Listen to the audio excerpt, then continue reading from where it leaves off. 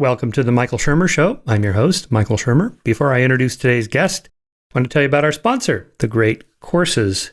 It's an app. Great Courses Plus is the app. You just touch on it like that.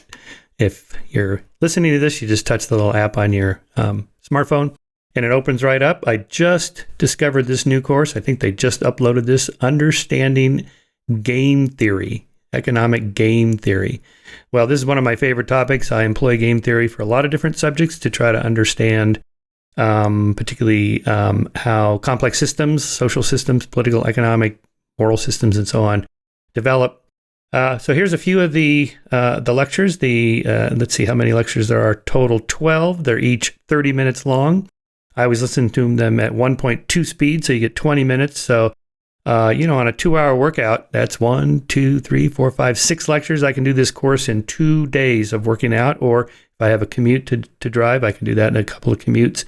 That's the idea of consuming content off of sources like the Great Courses Plus.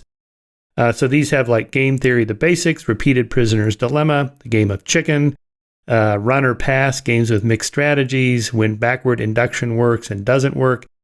Hidden auctions. Auctions are an interesting form of game theory, games with continuous strategies, and so on. Anyway, so here's the deal.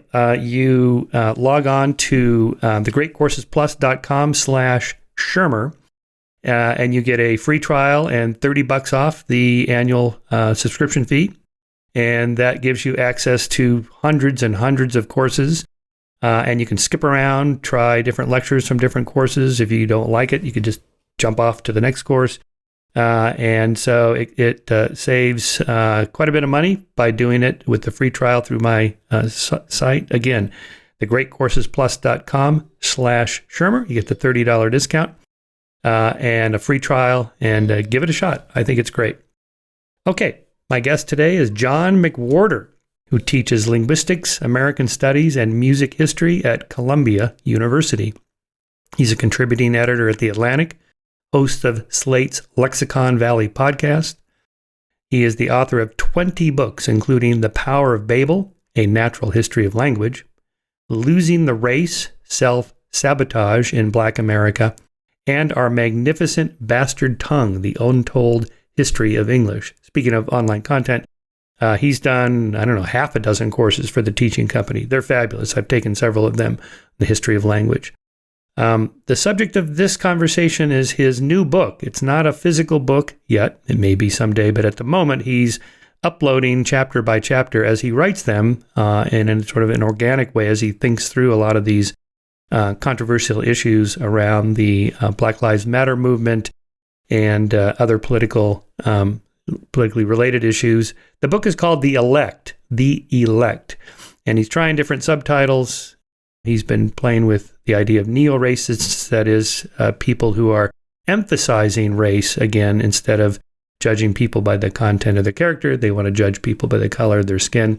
So we get into all that. The kind of anti-racist movement is a form of religion. That's a little too narrow. He talks about wokeness and progressive political agenda as a kind of religion with a creation myth and original sin. We're all born into racist attitudes. Even blacks that absorb some of the white culture are themselves racist. The creation myth that it all began in 1619 with the first slaves brought to the North American continent. And we talk about reparations, the Black Lives Matter movement, George Floyd and police violence, white fragility, anti-racist books, and each of them he dissects those carefully. The idea of the black body, what does that mean from a linguistic perspective as well as cultural, political perspective. The N-word, who can use it, who can't, and how it's become talismanic.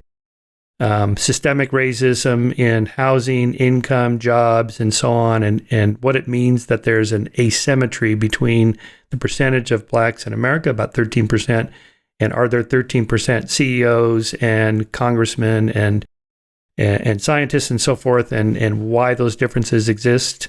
We talk about the nuclear family and why the Black Lives Matter movement is pushing back against that, and all those kinds of issues dealing with education and the black family and marriage rates and so on, and how those changed over time. Anyway, this is quite the conversation. I read to him a long passage that somebody emailed me representing the Black Lives Matter movement, defending reparations and so on, but a prominent NPR African-American journalist, and in the attempt to steel man that argument. Here is their best argument, and I asked John to respond to that. So with that, I give you John McWhorter. Your original title of your book was The Elect, Neoracists Posing as Antiracists and Their Threat to a Progressive America. And then I just saw that you've changed the title as you go because you were kind of rethinking. In fact, your essay seemed to be you kind of thinking your way through these issues as you write. So your new title is, and maybe it's changed since then, is The Elect. I like that title. The Threat to a Progressive America from Anti-Black Antiracists. So what is your thinking here? What's your writing style? Are you, usually you write a book, it's done, it's out. You seem to be, this seems to be more of an organic process for you.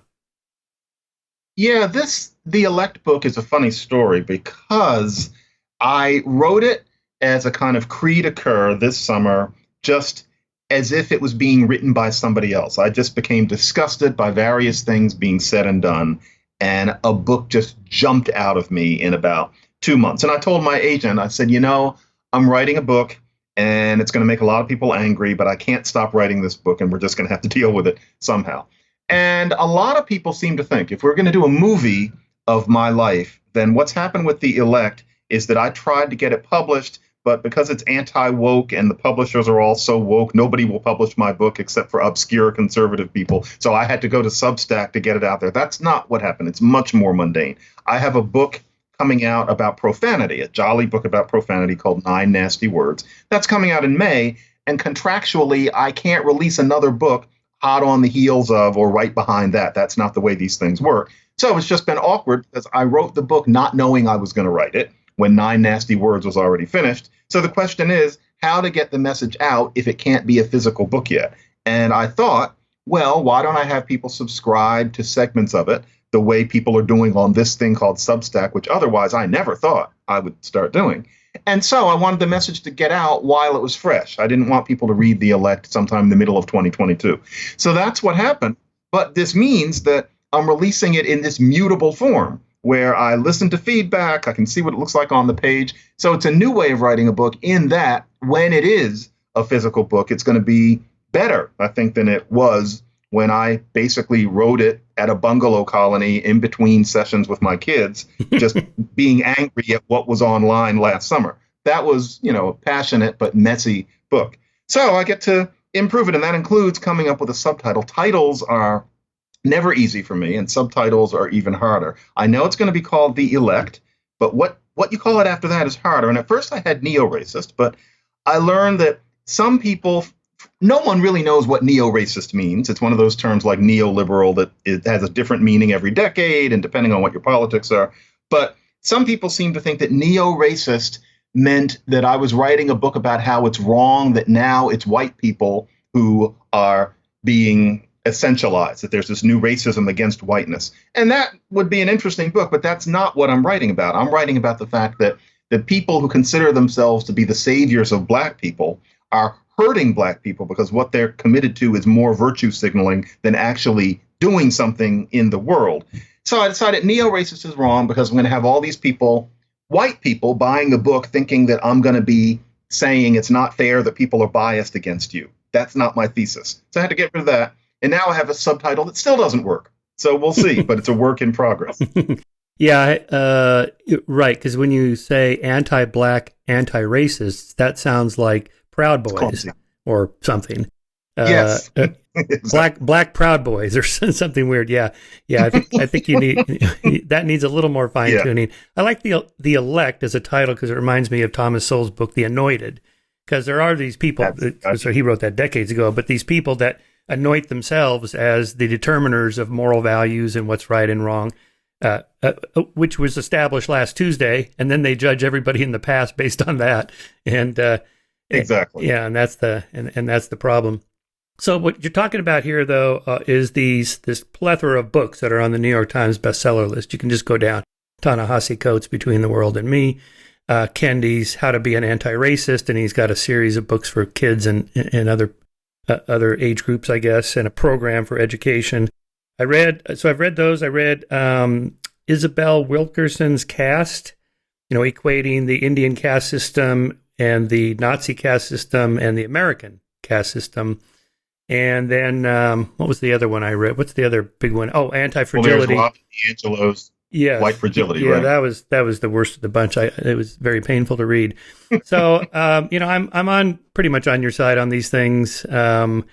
So just to steelman their argument, let me read just a portion of an email sent to me.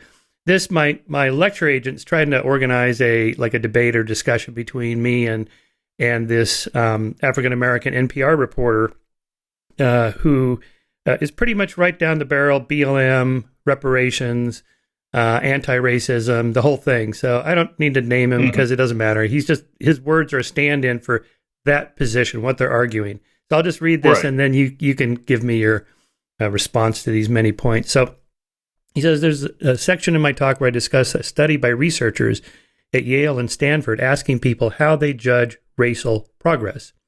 They found white people judge racial progress by comparing where we are to where we used to be. People of color judge racial progress by comparing where we are to where we ought to be if America was truly equal. Look at the stats. In 2018, the average black worker earned 62% of what the average white worker earned. That same year, per capita income for black people was 42% lower than for white people. The poverty rate, for black families is twice that of white families.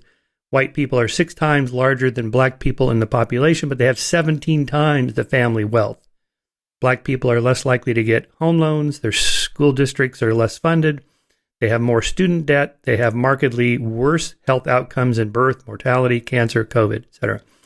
You're judging, he's talking to me, you're judging racial progress by looking at the past. Because, I wrote, the moral arc on that, and that's what that thesis was. He said, but I see a 243-year-old country where black people only got the right to vote the year I was born. We have barely had 2 generations since it was illegal for black people to sit in the same schools, restaurants, and movie theaters as white people. Of course, America is a racist nation. Its wealth was built on the backs of black people it enslaved for nearly 250 years. America has paid reparations to the Japanese Americans who were placed in internment camps during World War II, and Reagan signed an apology. But only the House of Representatives have passed an apology for the slavery of black Americans, and of course, there's been no reparations. And then finally, books like How to Be an Antiracist are explicit about how the racism they outline is not the result of individual people doing racist things. It's the result of a system where the end result is that people of color are held back more. I'm sure plenty of non-racist police officers implemented stop-and-frisk strategies in New York City that unfairly targeted black and brown people. The Department of Justice study that looked at policing in Ferguson, Missouri, after Michael Brown was killed, found that even though black people are 67% of the area's population, they were 85% of traffic stops and 93% of arrests. Black people were more likely than white people to be searched, but less likely to have illegal drugs or contraband. Final sentence here. My observations about systemic racism are informed by citations of studies, polls, analysis, and evidence, and so on. So he makes this argument that, these things seem to be true, if they're true, if the statistics are true. How do you respond to something like that? Well, that was a beautiful summation of a certain way of looking at America's race situation. And the person who says it genuinely doesn't understand that those points aren't as sacrosanct, word chosen deliberately, as he thinks. And so, just to take each thing, not necessarily in sequence, the fact that things were truly hideous not all that long ago is irrelevant. To talk about the fact that the Voting Rights Act was passed in 1965, et cetera, that's music. The issue is, where are we now and what does it mean? As far as there having been no reparations, that's false. He is forgetting that there's something called the affirmative action movement. He's forgetting about the Community Reinvestment Act of 1977, which had to do with investing, making banks invest in inner city communities. Nobody's heard of that, and you can't make a movie about it. You don't march on the street about it. That was a reparation. He is forgetting about the fact that welfare was made easy to get and easier to stay on starting in 1966 in cities across the country. The idea being that especially poor Black people deserved this after so many centuries of abuse. Nobody makes a movie about that. It's hard to find it in the history books. Nevertheless, it happened. And that was reparations. That word wasn't used. But the idea that the Japanese got reparations, but that nothing has been done to acknowledge how Black people have been taught systemically or otherwise in this country is simply false. That argument has been made by many people, including me, and him pretending that it hasn't been made doesn't qualify as truth-seeking. It qualifies as sloppy argumentation. As far as many of the things that he is referring to in terms of disparities, those things are real, but we have a problem in this country, and it's not just people of his kind, which is that we know that physics is complicated. We know that math is complicated. We know that intellection is complex. But when it comes to social history, and especially social history having to do with Black people, we're taught that for some reason, everything suddenly is simple. So music theory is hard, art is hard, but with the sociology of Black people, everything is a matter of simplistic truisms. And so, seeing a book like Ibram Kendi's, where he looks at any disparity between white and Black people as due not to face-to-face racism. We're all long past that argument. None of us are Archie Bunker. It's been 50 years. But the idea being that the reason for the disparity is that Black people have been down-pressed in some way by white society not caring or setting up obstacles in some way, whether that be active or passive. It simply doesn't hold up. There are all sorts of disparities between white people and Black people that have nothing to do with anything any serious person could call racism, even in the systemic sense. But people like that guy simply won't hear this. And the reason they won't hear it is because they get a certain sense of validation out of an analysis that seems to explain everything. And so somebody like Kendi, looks at the audience, with that kind of, that certain patient, palms turned slightly outward and saying, well, there's this disparity between Black people and white people. What else could it be but racism? No, that is frankly a vision of social history that makes sense coming from somebody roughly 5 years old. And I think most of us know it, but we're trained not to say anything about it. So is there a such thing as systemic racism? Yes, there is. Is there such thing as face-to-face racism? Yeah, and it has to be called out. And people like me do call it out. But the important thing is this. This systemic racism is not Black people's main problem today. Black people have various problems that can be solved without the utopian notion that what needs to happen only for Black people, only for us at this particular point in the history of Homo sapiens. We are the only people where the idea is that true success can only come with an entire socio-psychological revolution in society. That is a radical proposal. Now, radical does not mean wrong, but it means that it has to be subjected to serious scrutiny. And it also means that it probably won't work in the real world. That's how radicalism works. And so the idea is for Black America to do its best despite the obstacles, rather than this idea that we are the only people who have to turn society upside down before we can truly thrive.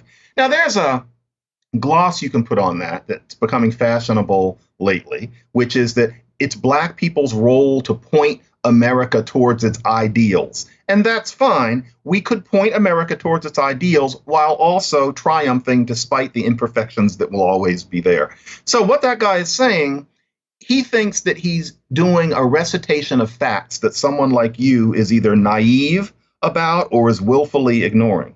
What he doesn't know is that he's reciting a catechism. He's reciting a liturgy of factoids that he thinks are logic incarnate because he doesn't spend time around people who push back against them. And if he hears those things pushed back against, he's trained to think that that person is a moral pervert of some sort. Not necessarily. It's that social history is complicated, and the tragedy of Black American history does not somehow suspend that simple fact, which is that social history remains complicated and blame is not easily allocated when you're talking about a 400-year history in a very large and complex nation. Yeah, it seems like we're not treating the issue like a social scientist would, which you are. That is to say, let's look at the, 6 different factors or 12 different variables that go into pushing some outcome around. That is, you have your independent variable and your dependent variable, but there's a bunch of independent variables. And, the social scientist wants to control for all of them and just look at one of them. So you look at any outcome disparity or asymmetry between, say, two groups, however those are defined, the social scientist is going to want to say, okay, it could be these 10 different things. Now let's control for 9 and see how this other one varies. But when you're moralizing about a social movement, you're not really interested in what the actual causal vectors are and determining causality. No. You want to just push the one that is your activist movement factor. And so you wind up even with things like, take classical music. There are only so many black oboists. Now, to be perfectly honest, as a black person, I know that the oboe plays a very minor part in black culture. The reason that there are very few black oboists is because most black people don't particularly care about oboes. That is not a moral judgment. It's just the way it is. But if you look at these things the way many would, the fact that there aren't that many black oboists is because systemic racism won't let black people be oboists. Now, that example is fairly easy, but really there's shades of that analysis in all sorts of these statistics that people often bring up.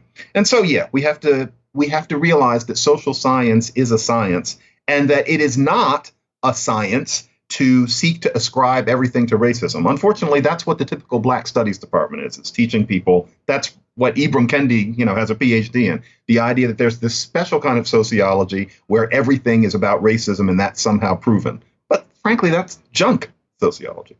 Yeah, in my sport of cycling, there's almost no blacks, and it's rare to see a black guy out on a bike in the pelotons and so on. And when there is, they really stand out. But I can assure you, nobody cares what color anybody's skin is. When you're riding a bike, it's irrelevant. Or maybe, I just had Neil deGrasse Tyson on the podcast, and he's famously doesn't want to be considered the black astrophysicist. He's just an astrophysicist, full stop. And why are there not 13% black astrophysicists, or whatever it should be? And it isn't because departments of physics at universities are still racist, like they were, say, in the 40s, anti-Semitic in that case. That in fact, they're going out of their way to hire more people of color and minorities, and so obviously it's something else. And so the assumption is that any asymmetry has to be due to racism, but clearly, for examples like the oboe or cycling, obviously that's not the case. But it seems a different category when you say, why aren't there 13% black CEOs or 13% senators and congressmen? Something like that feels different because there's more political power or economic power at stake. Mm-hmm. And of course, with some of these things, the issue does become there's only been so much time. And so with the wealth question, the question would be, why would there not be a huge gap between white people and black people in terms of accumulated wealth? And you can talk about redlining that lasts officially into the late 60s and then effectively even after that. Certainly that's the case, but there isn't any redlining now. And so to say, well, we have this wealth gap and it's due to systemic racism, with the implication that the systemic racism is something abstractly glowering at us now, as opposed to something that happened 3 generations ago that still has results now, but that we can't make not having happened, is a very strange kind of argument. There's a religious devotion to reciting these sorts of things, as opposed to thinking about what can be done here in the real world to solve real people's problems. And this is a lot of why I am calling this way of looking at things a religion. And the truth is, what I'm calling the elect is a significant body of whites picking up on a way of thinking that's been popular among the black intelligentsia since roughly 1966. The elect issue is something that used to be mostly a black thing. It was the kind of thing I was writing about 20 and 25 years ago in books like Losing the Race. Now that black thing, that area where being an activist seems to go outside of the empirical and become something performative, now whites have taken it on.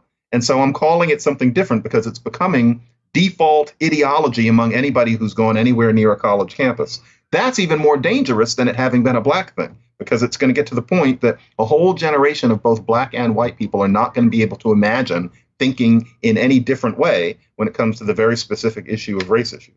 scares me. Yeah. Yeah, I like your analogy of a religion. Let's think about that for a minute. I make a distinction between scientific truths and political truths and religious truths. For example, we can reach a consensus on whether or not greenhouse gases cause global warming, whether the Big Bang really happened, whether evolutionary theory is true or not. And, these things are largely get settled by consensus over time through debate and disputation, experimentation, and so forth. But if we're arguing about like what's the right upper income tax bracket percentage, it's 37% now. Should it be 27%? Should it be 77%? Well, there's no experiment we're going to run to figure out what's the right percentage. It depends on the goals of the society, whether it's a Republican or 42. It's 42. Yeah. So each side kind of commits to a particular position. This is my truth, and we're gonna win that truth basically by winning the election. And we take power, then we pass legislation to get what we want. And then the other side, does the same thing 4 years later, and they go the other way. Okay.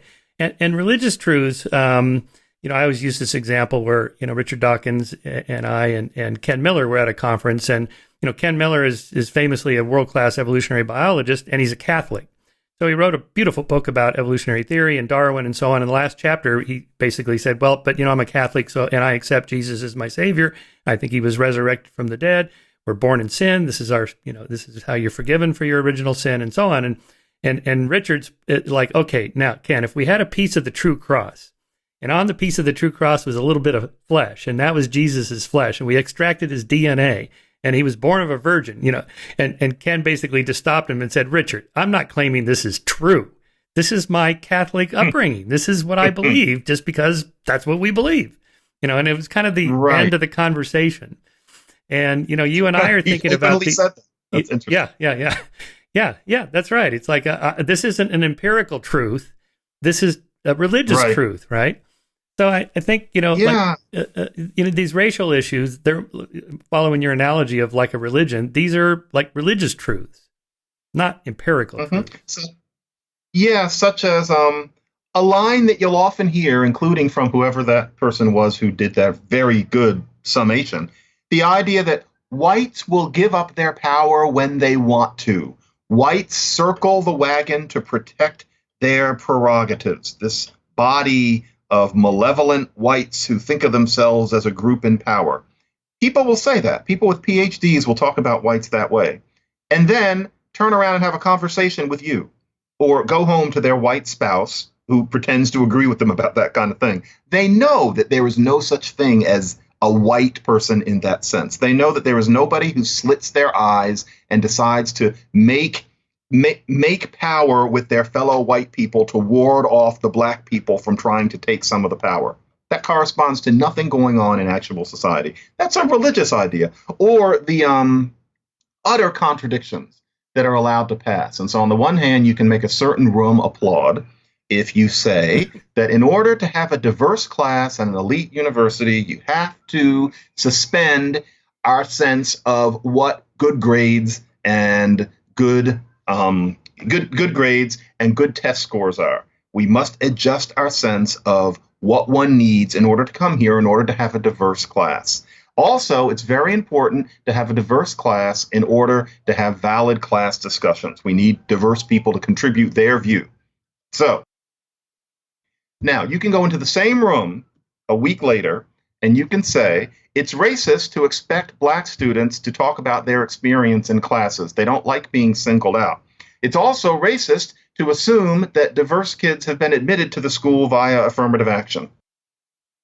Those two things make no sense when said, to the same people. And yet that sort of thing is allowed to pass because saying both of those things is a way of assailing society as racist. That's the goal. As long as they both do those things, the fact that they make no sense together is considered okay. Again, that's religion. If you're expected to keep those two things in your head and not say anything, that's something that your pastor expects of you. And I think that this sort of religious thinking needs to be called out for what it is, not to make fun of it. But there's a crucial point in the elect, and this isn't in the Substack part yet, but the reason that this has to be outed as a religion is because we are a country where religion is not allowed in the public square. We don't run our country on the basis of religious tenets. You keep that stuff at home. And so people can believe in this elect ideology all they want to. They can have clubs. I really wish that they would think of themselves as a religion and start founding churches. They should worship on Sunday. They should worship Ibram Kendi. God bless him, so to speak. But none of that should have anything to do with a school district infecting children with that kind of ideology, for example. It's a religion. It doesn't belong in the schools. Yeah. Yeah, it would be like a preacher giving a sermon about Jesus' resurrection, his suffering and his resurrection, and that we all need to bear our own cross because life is hard, and we all need to start again every day after we're beaten down and so on, as an inspiration to the congregation. And if somebody like me is sitting there and go, well, I have some doubts about the resurrection because, the written sources are not very consistent and the gospel's conflict. He just stopped me and goes, dude, you're missing the point of the story. The story is not whether it happened or not. It's, to inspire people. Right. Yeah. So again, more religious truths. No. Yeah. No. So here's your 10 from what you call your third wave antiracist tenets. So you just gave one. When black people say you have insulted them, you are to apologize with profound sincerity and guilt. But don't put black people in a position where you expect them to forgive you. They have dealt with too much to be expected to. Number 2, black people are a conglomeration of disparate individuals. Black culture is code for pathological, primitive ghetto people. But don't expect black people to assimilate to white social norms because black people have a culture of their own. 3, silence about racism is violence, but elevate the voices of the oppressed over your own. 4, you must strive eternally to understand the experiences of black people, but you can never understand what it is to be black. And if you think you do, you're a racist. You're a racist. And then one last one here out of the 10. Show interest in multiculturalism, but do not culturally appropriate. What is not your culture is not for you, and you may not try it or do it. But if you aren't nevertheless interested in it, you're a racist. So this is part of your... And then one other one I would have to say, the dating one, which is if you're white and you don't date any black people, you're a racist. If you're white and you're dating black people, you're exotifying them on some level, and you should know that you're a racist. That sort of thing. None of this makes any sense. Yeah. And yet you are expected to internalize these things. And if you are, what it simply means is that it's a religion. And so, I give those 10 points, and that could be expanded to a good 15 or 20. And it simply won't do. I think that many sensible, compassionate, enlightened, white, and other non-black people have been listening to that sort of thing really for about 50 years and quietly thinking none of this stuff really makes sense, but it's my job to pretend that it does. And I have children I'm raising, and I have a mortgage to pay, and I'm just going to lie low. But the thing is, if these sorts of things are going to be pushed as hard as they've been, especially since roughly last spring, then it's time to start speaking up. And if it has to be somebody like me who's black, I think I have a responsibility to do it because people are more likely to listen. Now, of course, you can't quite call me a racist, but you can say that I don't like black people and that I hate myself. And to be perfectly honest, I think it's rather clear from anybody who looks at me for 2 seconds, I do not hate myself. And there are really almost no black people who don't like other black people. So that just means that people will listen a bit more. And we'll see where it goes. This is like the self-hating Jew. Any Jew that challenges whatever the orthodoxy is at that particular moment. Well, self-hating. Yeah. Almost like the fallacy of the not a true Irishman, because this is what we think the Irish are like. And if he's not, then he's not a true Irishman. Yeah, exactly. So it's a fallacy of thinking. By the way, a term that came up in all those books I read, and since you're a linguist, maybe explain what this means. The black body. This gets used a lot.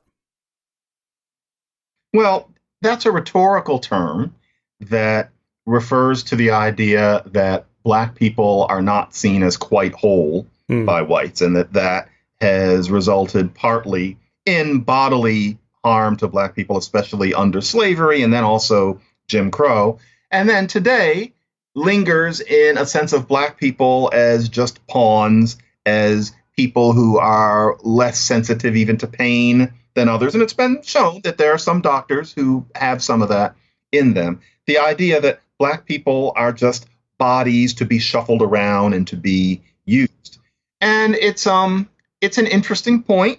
It is definitely true that racism on the personal level does manifest itself in a tendency for whites to not see you quite as whole. Not as an animal, but I'm 55. I can certainly say that up through graduate school and beyond, I have known white people who liked me very much, who, would not be considered racist in any sense. But if I had to really think about it, I realized that in various ways, they're not seeing me completely. I'm a little bit fuzzy. To them, a white person is a real person, and then black people are other. Yeah, there's some black body in that. But I also think that the term gets around partly just because of the alliteration, black and body, just like safe space. It's a rhetorical term as well. So black body is something that those people use.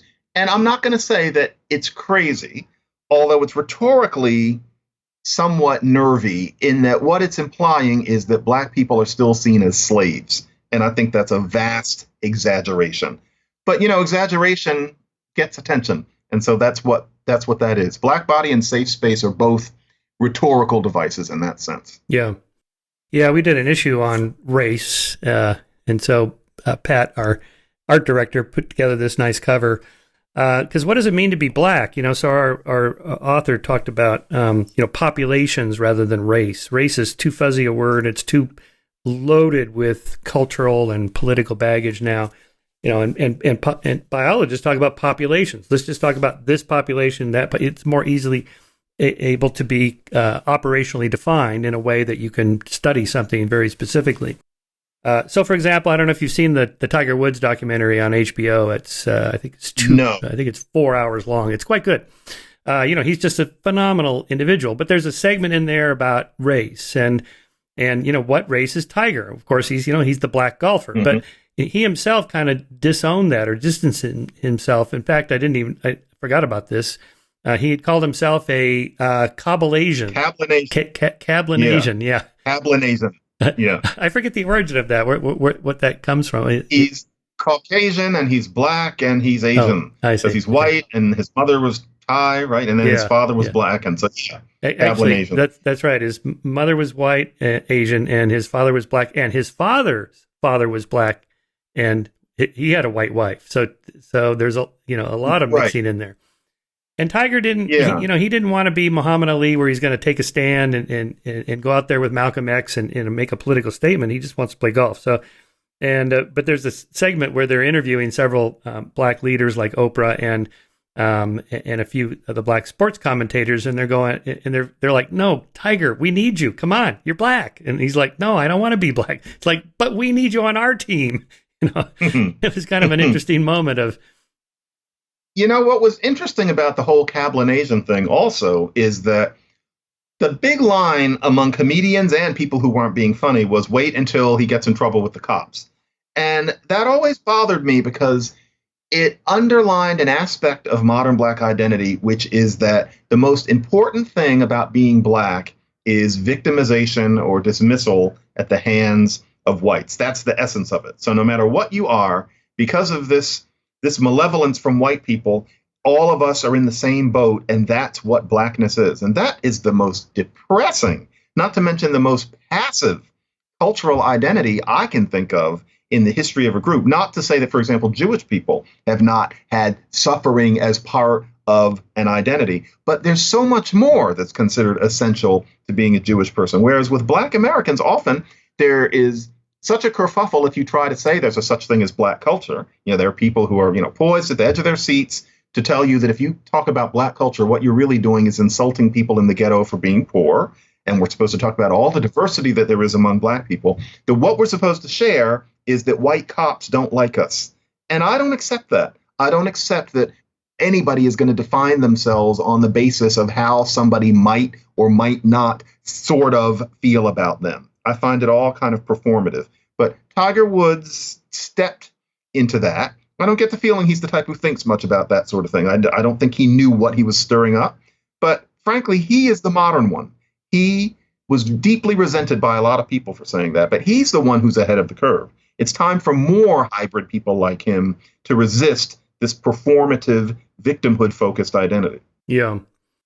It was you that connected me, just following you online, to the Tony Timpa case. This was the white guy in Texas who died at the hands of the police, who put their knee on his neck, and very much like George Floyd. So maybe this is what is meant by systemic racism. Just systemic something. It's police policy to do X, and it results occasionally in these bad outcomes. And so it's not a racial thing directly. It's whether or not the cop, what's in his heart, I don't know what's in his heart. He wants to kill the person because he's black or he's a white redneck or whatever. But it's the policy itself. Like, this is the procedure we use to subdue people that, you've pulled over and they don't want to follow your commands, right? And, so Derek Chauvin's trial is coming up here in a few months. And, he's going to have a defense. He's got a lawyer. This is the American system. It's an adversarial system. And they're going to argue probably, in fact, I know because the LA Times ran an article about this a few months ago, this is probably going to be his defense, which is he was just doing what the police department told him to do. This is what he's trained to do. Exactly. Yeah. And so I think the BLM movement is saying that is the kind of thing that has to stop, that kind of procedures that unfairly target blacks more than whites, although obviously in the Tony Timpa case, not exclusively. Yeah, that's the cop issue is the issue. When most people say that racism remains the same problem or a problem to the same degree as it did 50 years ago, what they're really mostly thinking about is the cops. Nobody walks around gritting their teeth about slight discrepancies in what kind of mortgages middle-class couples get depending on their race. Those things aren't fair, but they don't create the kind of fury that we're talking about. Most of it is the cops.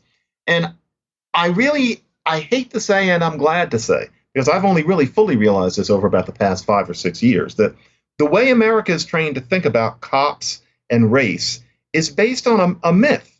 The whole idea that black people get killed in these disproportionate numbers because of racist bias on the part of the cops is based on a really distortive sense that the media gives us of what the cops do. There's a major problem with the cops hurting and killing people, but it's so simple. You hear about the black teenager who gets shot in the back on the news, but you're not hearing about the exact same things happening to white teenagers and white 20-somethings all over the country all year. And to the extent that over the past couple years, the usual suspects have started to listen to the simple fact that many, many, many, many, many more white people are killed than black people by the cops every year. There's the fact that still black people are killed disproportionately. About twice as many black people are killed as you would expect given our proportion of the population. But then you have to factor in that poverty makes somebody more likely to encounter a cop. And that is not only intuitive, but it's shown in studies. Poverty makes you more likely to meet a cop. And what's interesting is that black people are exactly 2.5% more, twice and a half more poor than white people. And so that disproportion where it's actually twice and a half as many black people are killed, twice and a half as many black people are poor. The reason that there's the disproportion is not because cops don't like black men, is because black people are poor more. That is something that needs to be fixed, but that's a different problem than the cops. Not no one. There is a sense among people who speak for Black America that an argument like that is simply not to be heard. We're back into the religious territory again. The idea is not to counter it with other statistics. You're just not to be heard. You're to pretend that someone like me didn't say this. And that is simply not a productive discussion, because what it means is that the situation with the cops isn't what it was 50 or even 25 years ago. It's gotten better. And the saddest thing is that the people who call themselves working for black people's benefit don't want to hear that good news, because they've gotten to the point where they define themselves by being the bearers of bad news, as opposed to wanting to fix things and wanting to see things get better. So I actually used to think, and this is really up until about 2015, I thought racism has gotten infinitely better. Everybody's exaggerating, except the cops is still a problem. I used to always say, people, I'm with you on the cops. I get that. Then I found out that even the cop thing has been based on an awful lot of distortion and has gotten much better. And I thought, good, that's a sign that something has happened. And I was cynical enough to know no one's going to want to hear it. And so Glenn Lowry and I are going to talk about it, but yeah. Nobody, the sort of people that you're thinking of, they're not going to want to hear it. And they don't. I'm happier than them, though, because I know the truth, which is that looking at white cops as these people who are going to shoot somebody in the face when they get a little nervous because they think of black people as black bodies, that is a very easy vision to imagine. It would make a good movie. It was definitely true in 1972, but it isn't true now. The evidence simply doesn't support it.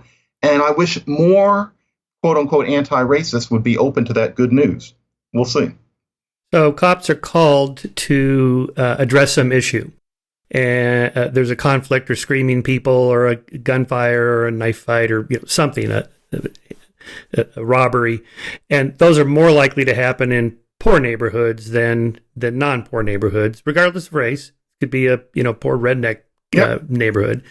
Happens all the time. And speaking of which, in addition to reading all those books, I also read Hillbilly Elegy and a few others along those lines. And it's like, race has nothing to do with it here. This is class, or it's, something else, education and so on. And it's like everybody could find something to target. Like, that's our issue right there. Anyway, that's kind of a side note. Mm-hmm. So it basically, statistically speaking, every cop could be perfectly not racist. And still these kinds of things would happen because they're being called into these incidences. And, the law of large numbers, you're going to get 1 out of 100,000 that escalates into a murder or, a killing. And that's what makes the evening news. Inevitable. Yeah. It's funny you mentioned Hillbilly Elegy because there was a real hypocrisy in how our chattering classes covered that book. That's a book where you can see that circumstances, the economy and changes in social history certainly made things hard for the people in question. But then it gets to the point where certain cultural factors set in, as in what's considered a norm, what's considered what we do versus what they do. In other words, people are human. Cultural factors set in and make it so that people often end up not going as far as they could, not grappling with the circumstances as gracefully as they could. Culture matters. Everybody, all quote unquote respectable people understood that when reading Hillbilly Elegy. Everybody sat there drinking their tea and thinking, the fascinating intersection between structural factors and cultural factors. But if that book had been about Black people, the idea would have been it's all the economy. It's all the factories moving away. How dare you talk about any kind of Black cultural, as you call it, pathology. Now, Hillbilly Elegy has not been immune from that analysis. There are an awful lot of people from where Vance came from who are angry at him now for talking about culture as opposed to structure. So he has suffered some of that. But it's interesting that, frankly, people of our world readily understood that there was a cultural problem being depicted in Hillbilly Elegy, despite the structural problems. But with Black people, we're children. We are supposed to be treated like children, and therefore a cultural analysis is impossible. And if it comes from a Black person, then that Black person is self-hating. I think everybody knows that doesn't make any sense. And it's time to start saying so. In my case, again, I thought I was finished with this 20 years ago, but we're in a moment where I have to sweep off the old arguments. I never thought I would write another book about race, but what's going on lately is ridiculous. And Losing the Race is now clearly written about another time. So have to do another one. Yeah, no, one of the things I wanted to ask these authors, I invited them all through their publicists, and I didn't even get a response to come on the show. So, and then I saw they wouldn't talk to you or to Glenn Lowry or to Coleman Hughes. And I thought, well, there's no chance they'll talk to me. So, but one of the things I would ask is, if America is such a racist, oppressive society, how did you get to be like the #1 best-selling book on the New York Times bestseller list? How did this happen? And of course, the response would probably be something like, I'm not talking about individually. I'm talking about collectively, on average, statistically speaking, the difference between this group and that group is 12% or 40% or whatever. Mm-hmm. They're making those kinds of systemic arguments. And the problem with the idea of we should just defund the police or something like that is of course, a terrible idea because it's the police trying to help those inner city poor people, Black or white. And again, law of large numbers, you're going to end up with a few of these bad things. But how do you subdue somebody that's refusing to comply to your commands if you're a cop? And, the idea that, you just walk away and let them go. Okay, is that the policy? Because then eventually we'd all figure out, if I get pulled over, I'm just going to keep driving. I'm not going to pull over. And, we can't have that, obviously. And I've never really grappled with somebody, in a fight like that since I was, maybe in middle school or something. And but I saw Jocko Willink was the ex-Navy SEAL who was on Joe Rogan's show, and they're both ex-MMA fighters. And Jocko was talking about, you have no idea what it's like to be grabbed by somebody, and how to de-escalate that in 2.5 seconds, right? And so if there are guns involved, if the guy has a gun, the cop has a gun, of course, taser and so on, the moment you grab a cop, it's over. I mean, something bad is probably going to happen. And cops don't have very good training on how to grapple with somebody and de-escalate the physically. So the gun comes out and, maybe it's, just training on that sort of thing. I don't know if, the knee on the neck thing with the George Floyd was awful to watch, just terrible. And the Tony Timpa thing was just as bad, with the cops joking around like, come on, Tony, quit pretending to be dead. Yeah. And then the other guy goes, I think he's fucking dead. It's like, holy shit, we killed him. Oh, God. It's like, oh, Jesus. Yeah. And it's not a racial story. And some people's answer to you here would be, what about cases where somebody reaches into their pocket to pull out their wallet and gets shot dead? And the answer to that question is, you were shown that happening to a black person. You aren't shown that that's happened to a great many white people as well. So there's a cop problem, definitely. But the idea that it only happens to young black men is simply a matter of media distortion, because the people who run most of the media feel that it's their duty to report this brutality problem against black people specifically. I don't think that anybody in the media is doing this, rubbing their hands together and trying to tell a certain story in a manipulative way.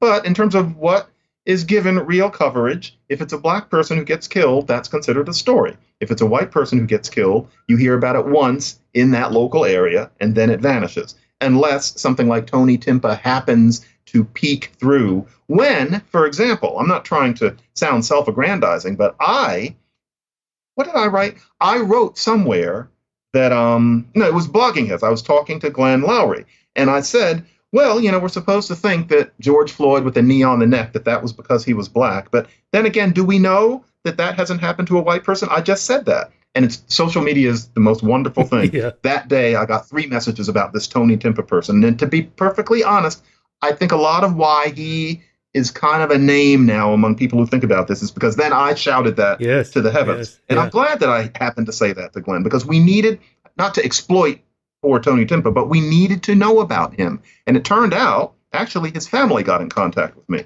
They have been quite disturbed at the fact that nobody knows about cases like his, as opposed to black cases like that. They saw what happened to George Floyd and they thought, wow, when it happened to our son, nobody gave a damn. So that's the situation that we're in. Yeah, and I forget which of those books it was in, but I think it was Ta-Nehisi Coates, where, my father had to sit me down and tell me, if you get pulled over by the cops, just leave your hands on the wheel and give them your driver's license and be respectful. It's like, you need to be told this? I mean, my dad never told me this, but it's just kind of obvious. I mean, this is the authority. He's got a gun. I'm just a nobody. Of course you be respectful, and you hope you get out of the ticket, so you be extra polite and make jokes. And I got out of a ticket once because the cop had the same pair of Oakley sunglasses that I had. And I go, oh, you got those Oakleys? And I pulled mine out, and then we were talking about Oakley sunglasses. And then before you know it, he's like, okay, have a good day. As a strategy. Right. But why? And some people are going to listen. People are going to listen to what you just said, and they're going to say it wouldn't work for a black person. And I'm going to counter. I have gotten out of tickets through things exactly like that, and I don't think anybody thinks I'm South Asian. It's clear what I am. Yeah, you humor the cops, and because you're in the down position whether you like it or not. Yeah, of course that would not have worked with all of the people in the situations that they've been in. Yeah. But yeah, you're supposed to be respectful to the cops. The Ta-Nehisi Coates story has a subtext, which is that the proper behavior for a black man is to get up into the person's face, that you're supposed to respond to our centuries of aggression. Don't take any shit. And so his father is telling him, tamp that down when you're dealing with the cops. But the question might be, why do you have to be so in people's faces in that way in general? Why is that the default mode? Why are you trying to stick up for your ancestors in general? Why do you have to be held back on that? That's a whole other question. Yeah. Chris Rock, I think it was Chris Rock, had a bit about that, where the cop pulls you over, you roll down the window, and you say, what the fuck do you want? What not to say to the police? I think Chris Rock expressed it better than I could. It's funnier. Yeah. It's funnier when he does it. There's also this thing, another one of these things about the nuclear family as being somehow kind of systemically racist because blacks have lower marriage rates and more single moms and so on. What's the text of that? What's the subtext of that? Well, it's human beings are not historians. And it's funny, before Mad Men existed, like 20 years ago, I was thinking about trying to do it, but I'm not an artist. I thought a lot of people need a deep dive into what America was like on all levels, not in 1915, 1960. I really did, and that's where Mad Men ended up beginning. But I thought we need to see 1960 in full color, and not what was going on in Washington, D.C., but just ordinary people. And one of the things I wanted to show was that in 1960, Black people had nuclear families at basically the same rate as white people. You think that because things for Black people were so much worse in the past, which I don't think anybody could seriously deny, you assume that there was the same rate of single motherhood, the same rate of children being raised only by one parent. And you might think that it's because jobs were scarce and so Black men couldn't stick around or something like that. Not true. If you went to the typical American city in, say, 1949, for one thing, any able-bodied Black male over a certain age worked. There was no question about it. And the default was that people were married and had kids. What we see today is something that started accelerating in the 1960s, and by the 1970s in many communities became a norm.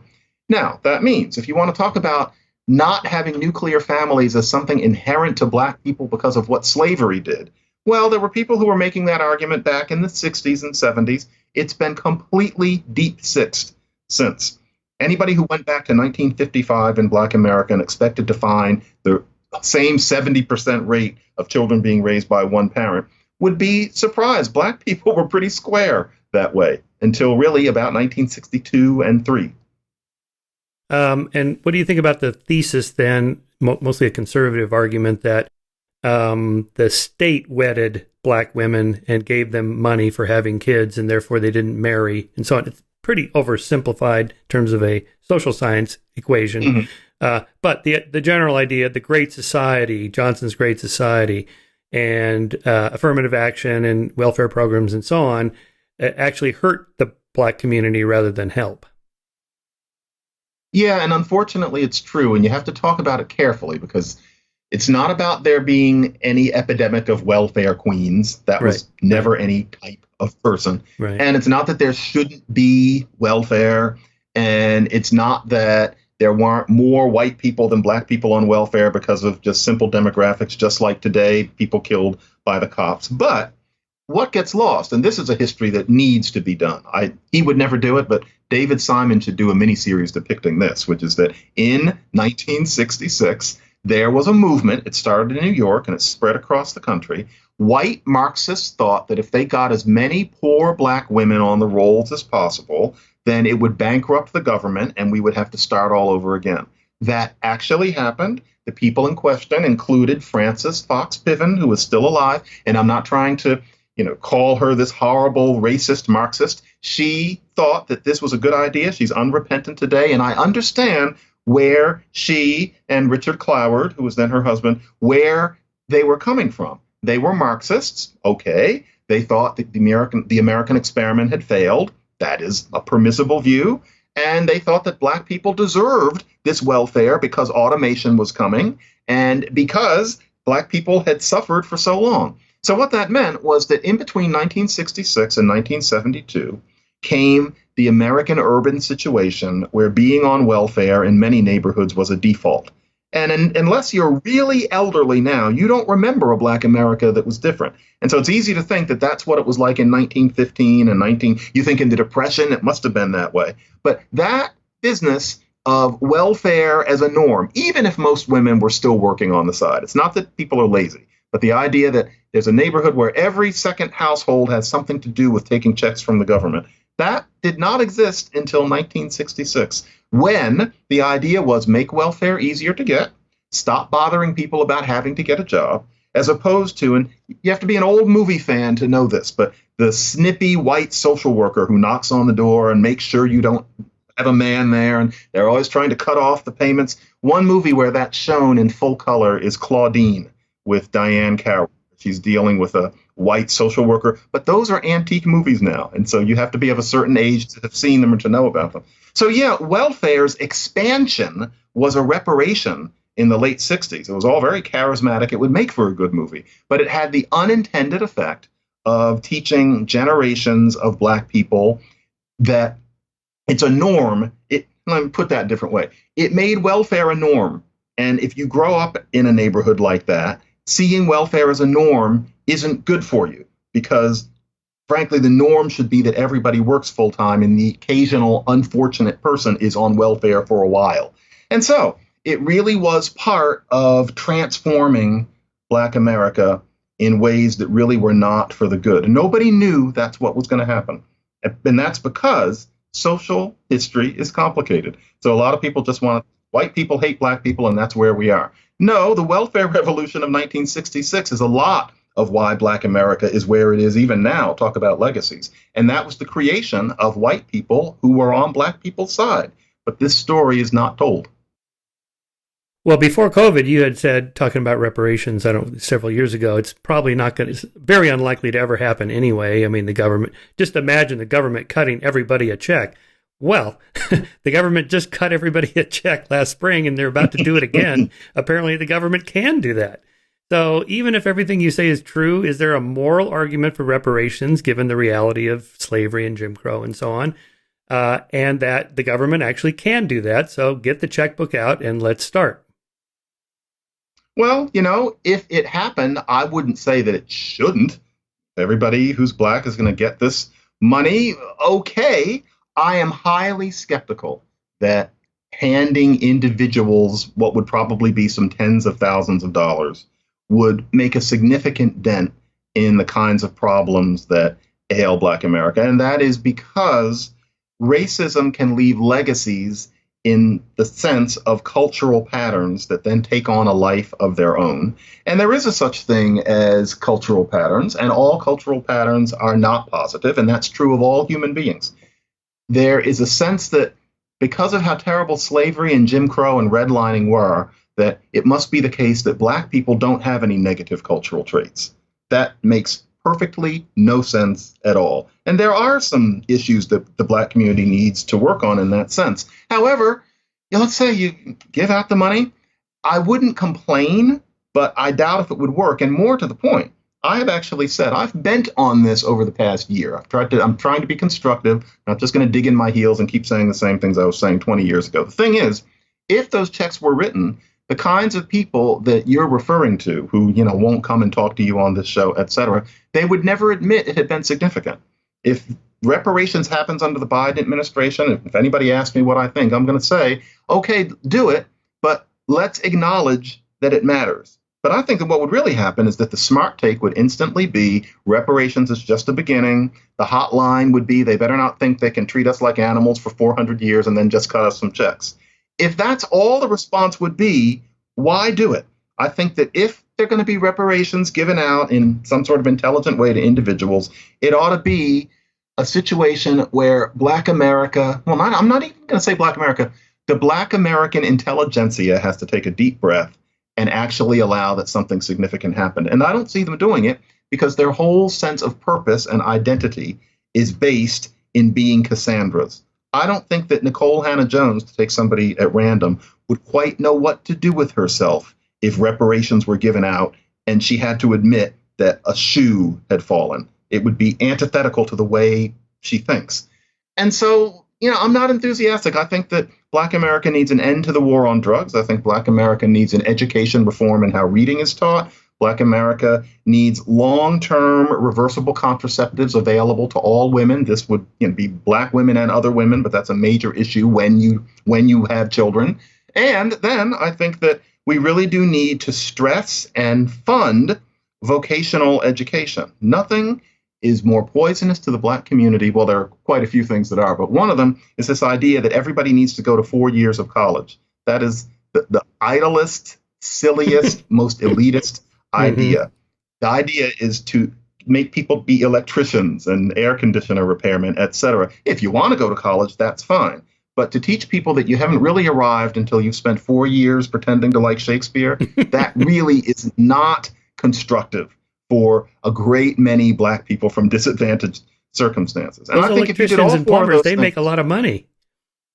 They do. Whenever you have somebody like that over to your house, you realize that one, they've got an incredible specialization, and two, they're putting kids through college. Yeah. And so we really do need to think about that. And then I don't think that we're going to need to talk about a second round of reparations, because that's the thing. I don't say black people don't deserve reparations. I say that it's already happened, and look where that got us. And why would more do more than the ones already did? But if they're going to be more, as far as I'm concerned, let's admit that it mattered. But I don't think that would happen. Yeah. And so I end up just being skeptical. Also, once you go down that road, what about the Native Americans? Certainly they would have a case to be made. At least as strong as the African American in terms of the number of people killed, their land was taken, and talk about like long-term systemic changes in a community. That's pretty massive. The argument is actually much cleaner for Native Americans. Yeah, but of course we're not supposed to talk about that. Let's see. Let's talk about the N-word, and we're talking in the week that Donald McNeil at the New York Times was canned for using the N-word, not in a derogatory sense, just telling his interns apparently that you should not use this word. Except he didn't say N-word; he said the word itself. It's almost making it like sympathetic magic, like a witchcraft thing, like a spell. It's just giving this word a lot of power, but I have to say I won't use it myself. I just feel uncomfortable saying it. Maybe there's some things that are taboo. We are operating under a taboo. It's like we're some indigenous group who are not allowed to say a certain woman's name because she passed away and now she's a spirit or something like that. That exists. We are now treating the N-word that way. I think it's absurd, and it's because at 55, I'm old enough to remember that when I was 35, you were allowed to, with moderation, say the word if you were only referring to it. And the difference between wielding it and referring to it is painfully clear, or at least I thought it was, although I'm beginning to realize that many people don't seem to be quite clear on that difference. I maybe think of it that way partly because I'm a linguist and partly because I'm a contrarian about race issues, but I remember I did a couple of radio interviews in the mid-90s where white and black people could say nigger, and I wouldn't wonder now whether even you're going to have to bleep me saying it. But things have changed completely over about the past 15 years as part of this ideology. And it's one of those things. When you have black students listening to a white professor say that in Mandarin, the way you hedge is to say naga, naga, and to claim that they've been injured, when you have the same kind of black students across the country in Illinois claiming that they've been injured when a law professor writes N asterisk, asterisk, asterisk, asterisk, asterisk in a legal brief, well, something's wrong, because you know what? They're not hurt. They're lying. They're acting. They're performing, and everybody knows it. They're performing in a way, they're speaking in tongues. It's a charismatic religious Back to your religion metaphor, yeah. And we're told that we need to do that, because this is called anti-racism. This is a perfect example of black people crystallizing a sense of victimization as our essence and the reason that we're important. Because, of course, a 6-year-old might ask, why? Well, I guess you'd have to be about 11 to ask this. Why would you give the word such power?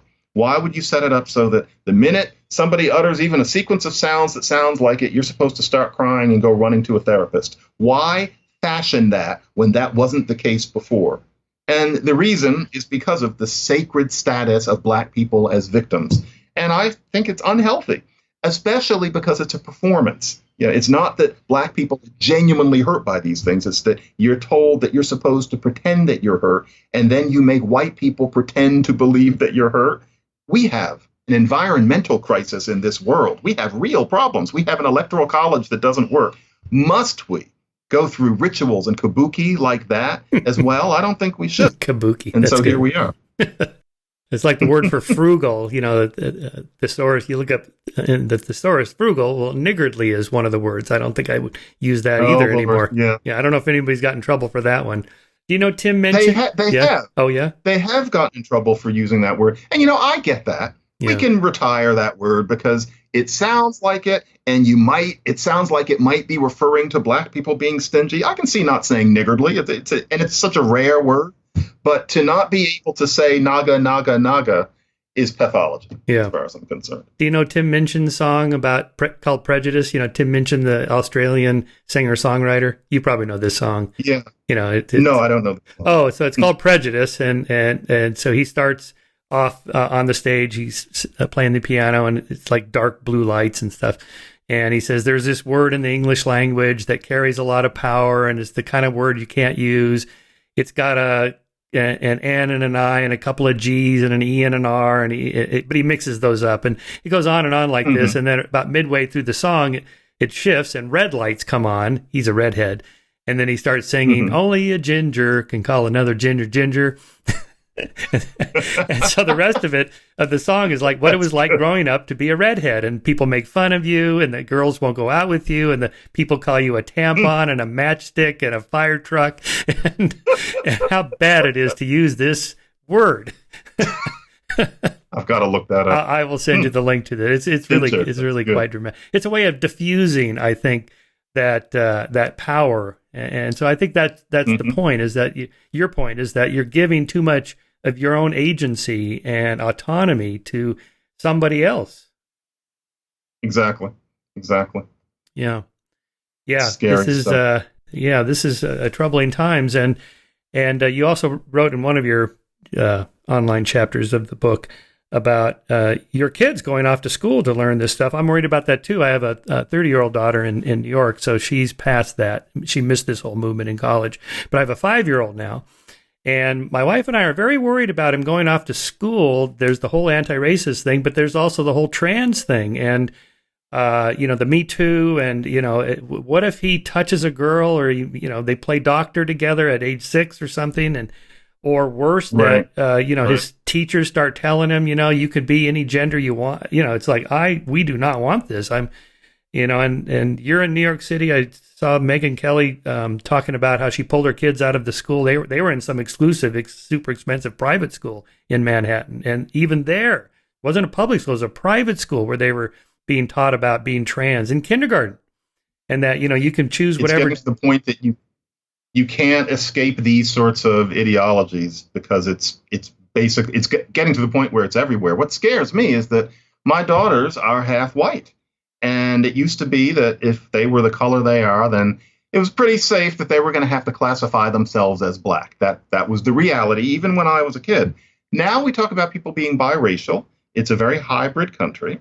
And the idea that my 2 daughters are necessarily African American women, I think in our times is simplistic. I think that they're growing up to basically be upper middle class urban human beings, and they can choose what their racial identity is going to be if they decide to think about it much at all. But under this ideology, both of them are going to be balkanized into this category as black people who are opposed to the white people who, as far as they know at their ages now, 6 and 9, are just their friends, like various people of other shades in Queens, where basically, everybody lives. And I worry about that because I worry that I'll get lucky maybe. One of them will listen to me, but maybe the other one will be more of a joiner. I'm not sure which one it'll be, and will listen to these teachers and some of the students who like this stuff, and I won't be able to do anything about it. Yeah, I'm dreading it happening in probably 2 or 3 years. We'll see. Yeah. I'm an atheist, and so I'd always thought, well, I would never send my kid to a religious school. But now, my wife's from Cologne, Germany. She went to an all-girls Catholic school, which is basically like college there. And I'm thinking maybe a Catholic school is not such a bad idea because they're not going to buy into this. There would be this, right? Exactly. We can deal with the God stuff later. Just keep the woke stuff out of it, because that's a much worse religion. Yeah. I've been told that Catholic schools, though, are going woke, too, because I was actually thinking the same thing. Okay. But you can't even escape it in all of them these days. Yeah. It's frightening stuff. Yeah. Yeah. So, so the whole transgender thing and all that, again, I just had Abigail Schreier on the podcast, and I got hammered for just talking to her. By people who, and then it turns out they didn't even listen to the podcast, because we could tell on the timestamp on their comments that they posted like within 5 minutes of us dropping the podcast. So they couldn't have. Yeah. And, calling me a conservative, which I'm not. Oh, that's another thing. People, when I say, I'm friends with and I follow people like yourself and Thomas Sowell and Coleman Hughes, they're all conservatives. But you're not a conservative, right?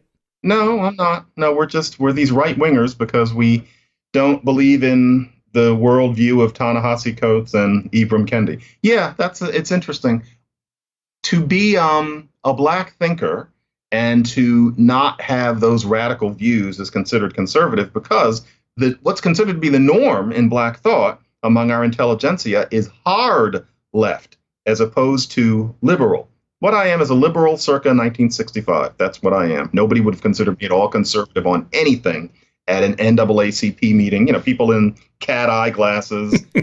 Nobody would have thought of me as conservative in 1965. I'm quote unquote conservative now because everything shifted so far left, starting with Stokely Carmichael. But no, what's interesting these days is that the I guess you might call most prominent heterodox black thinkers don't give any impression of being right-wing conservatives. The days when that group includes people like Walter Williams and Clarence Thomas and Ward Connerly, that's another era now. And, I salute them.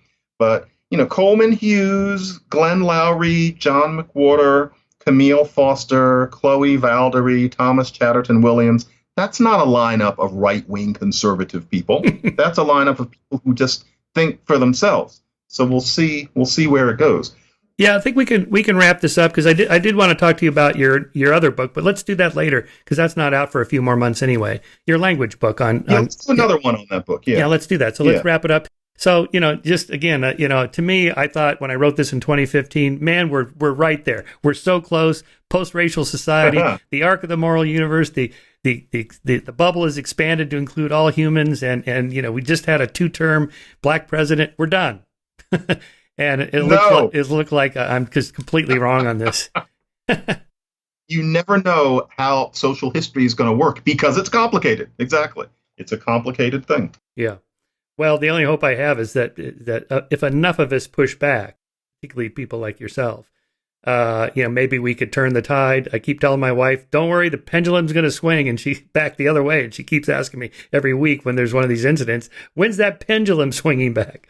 So what's your projection on that? That's how I'm feeling lately too. Okay. We can't know how long the swing is. I'm hoping we're dealing with a pendulum swing. I suspect we are, but I can't say it with any authority. Who knows where we're actually going? But hopefully we're pushing back against an extreme, and I guess that's our jobs. Yep. Well, keep working. Thanks, John. Thanks for your work and your friendship. Thank you.